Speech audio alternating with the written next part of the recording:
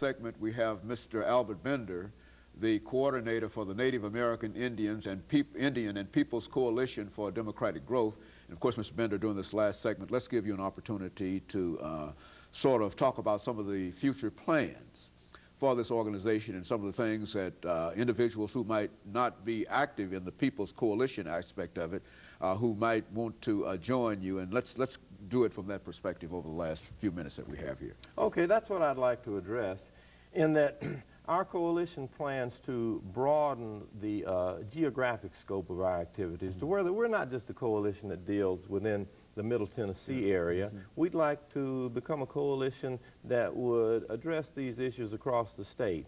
And even further than that, to address not just issues in the state of Tennessee, these kinds of issues, but throughout the whole region, throughout the whole southern region, and to bring in larger numbers of not just Native American people, but African American people, Asian American, Mexican American, all the people of this land that are affected by these issues, that are affected by questions of grave desecration, that are affected by questions of development. So I said we want to bring in everybody from Native American people to African American people to European American people to deal with these issues, and we feel the stronger that we get, the more effectively we can deal with these issues. Have you ever thought in terms of any kind of political aspirations for this organization, which is to say that certainly these coalitions play significant roles, but in the end, in America, as you undoubtedly know, that it all boils down to votes, and it all boils down to politics in a real sense,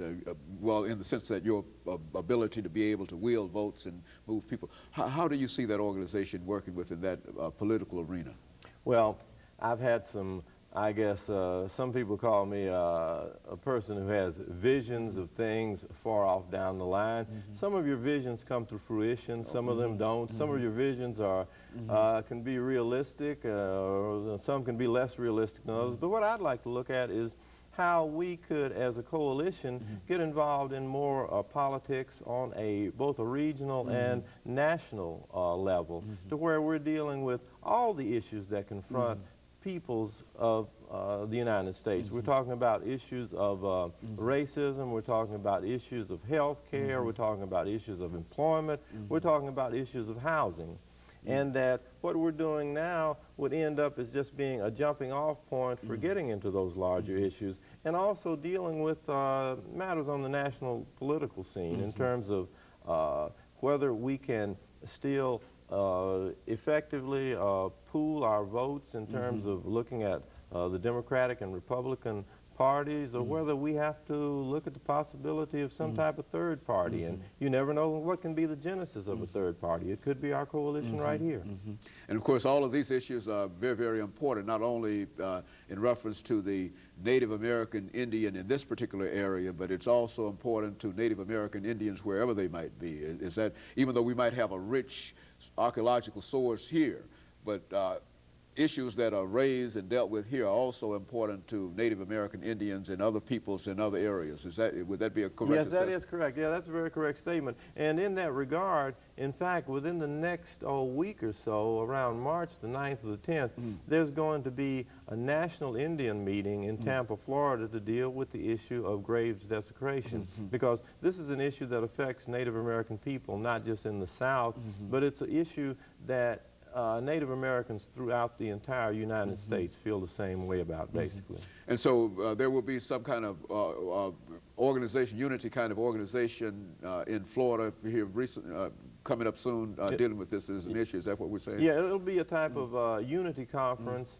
of Native Americans throughout the country in Tampa, Florida, within the next, I'd say, about a couple of weeks, because as I said, this is an issue that really hits hard for all Native Americans and really strikes home, because we revere our ancient burial sites, and we just feel that when you destroy and disturb Native American remains, you know, it's like destroying us, live Native Americans. It has, you know, such an effect, such a strong effect.